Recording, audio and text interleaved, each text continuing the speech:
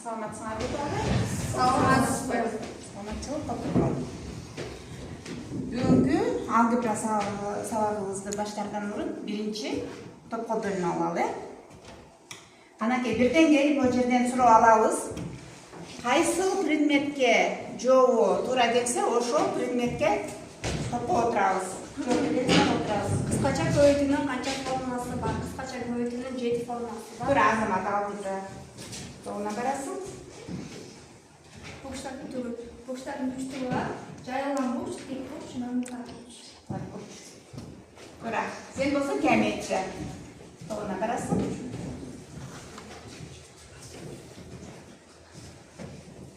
Циркулдө эмне колдонобуз? Биз циркулдө диагонал жана радиусту тапканга жана айланган шегин колдонобуз. Айланган шегин колдонобуз, геометрияга барабыз. Келек.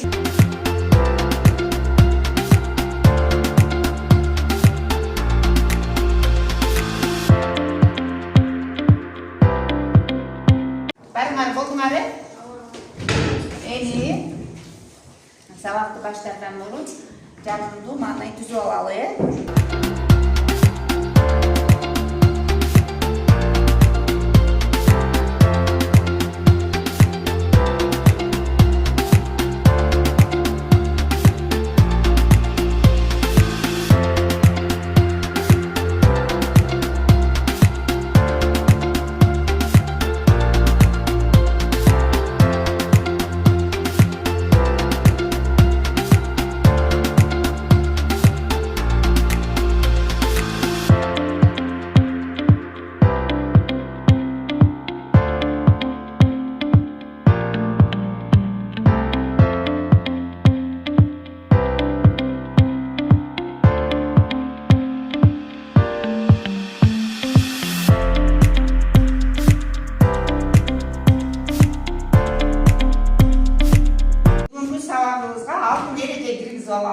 Анан ал эрежелерди сактайбыз.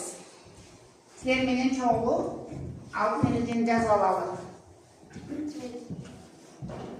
Бүгүн сабакта кандай катышат? Кол көтөрүп жооп берүү. Кол көтөрүп.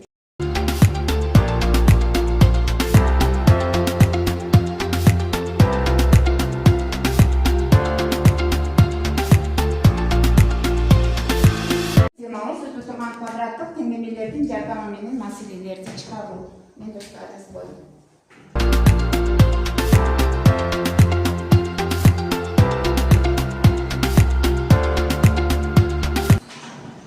Бүгүнкү сабагыбыздын максаты окуучулар квадраттык теңдемелерди турмушка байланыштуу маселелерде колдонуп үйрөнүшөт.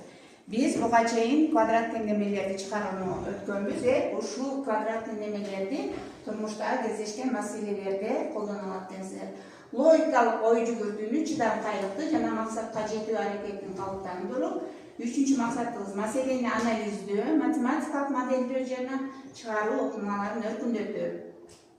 Эгерде кандай гана маселелер квадрат теңдеми аркылуу чечилерин түшүнсөңөр, маселени математикалык тилде жазууну үйрөнсөңөр, квадраттык теңдемени чечип, жоопту логикалык жактан текшере алсаңар, маселени чыгарууда тез иштей алсаңар, бүгүнкү сабагыбыз максатына жетет. Бүгүнкү теманы баштаардан мурун келгиле кайталайбыз. Квадраттык теңдемелер кандай болот, кайсы формула менен чыгарабыз, кандай түрлөрү бар? Келгиле жооп беребиз. Анан Нурбер, квадраттык теңдемелердин кандай түрлөрүн билесиң? Квадраттык теңдемелердин 2 түрү бар, толук жана толук эмес. Кайсы учурда топкор кел достор жазып кой.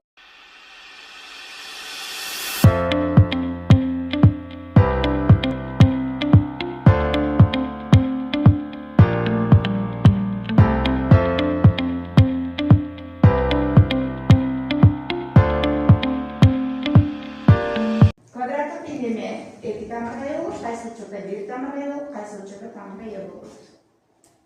Биздин дискриминантыбыз текст сан болсо анда тамыр жок.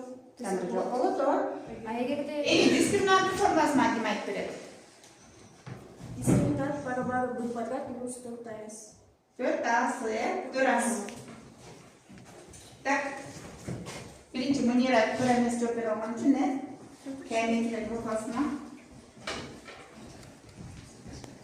Endi temamızda qarayız. Bizge мындай болгон маселе берилсин. Атасы менен баласынын жашынын көбөйтүүсү 400гө барабар. Атасы баласынан 30 жашка улуу. Алардын курагы канча болушу мүмкүн? Бул маселени чыгарыш үчүн этаптары бар. Этаптарга бөлөбүз, кадамдарга. Маселенин шартын окуйбуз. Маселенин шартын жакшы түшүнөбүз. Андан кийин белгисиз сандар X деп белгилеп алабыз. Андан кийин шарт боюнча теңдемени түзөбүз. Андан кийин квадраттык теңдемени чыгарабыз. Жоопту текшериш үчүн маселенин шартына туура келе турганын карап чыгабыз.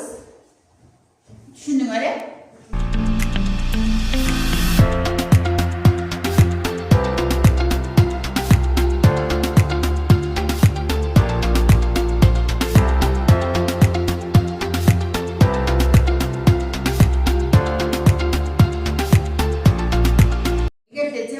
Düşüngen bolsoңор, 2 topqa men 2 tapşırma bereyim.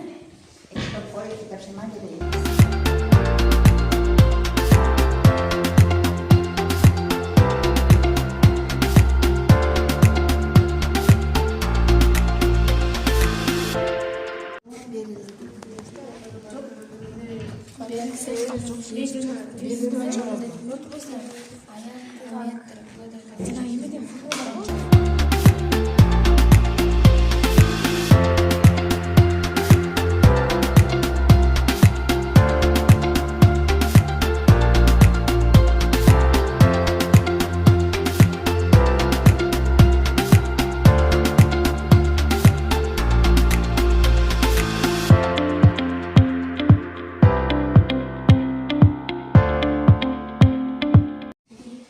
Tengdeme tüzüsünür.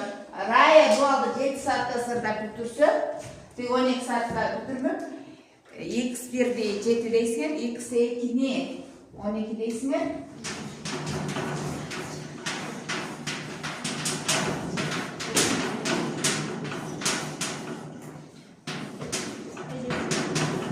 Ava, tura çıktı, bayana oturalım.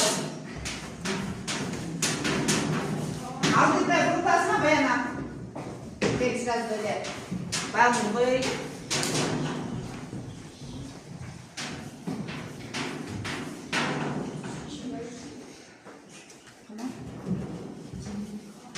Belli grupadan boş grup bu жерде қарасаңар, бұл жерде логикалық есеп тұрады. Кейін бірінші ушул есепте тура чыгарса, бонус береміз.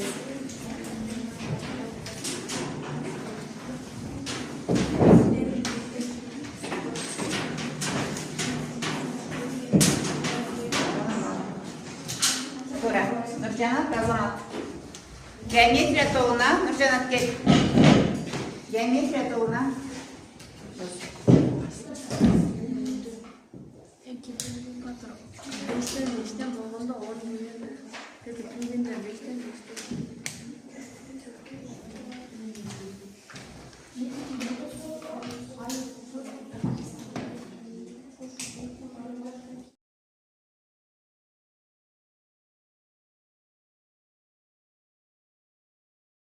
Мен сабағымызды жиынтықтайбыз. Астыңарда тұрған өзүн балы баракчаңарга бүгүнкү теманы түшүнгөнүңөр боюнча канча бал кое аласыңар? Бүгүнкү сабакка катышканыңар боюнча канча бал кое аласыңар? Балы баракчаңарды толтураңыздар. Окуу китебиңерди ачып коюп. 146 беттеги 618 жана 619 бөлүгүлөрдү үйдөн иштеп келебиз. Күндөлүңөрдү ачып жазабыз. Силердин кайсы топтун багы жашыраак болду? Геометрия тобунуку жашыраак алат. Алдыда колуңузда рахмат. Жакшы чыгарыңар. Бүгүнкү сабагыңар жактыбы? Түшүнүктүү болдубу? Саламатта бар болот.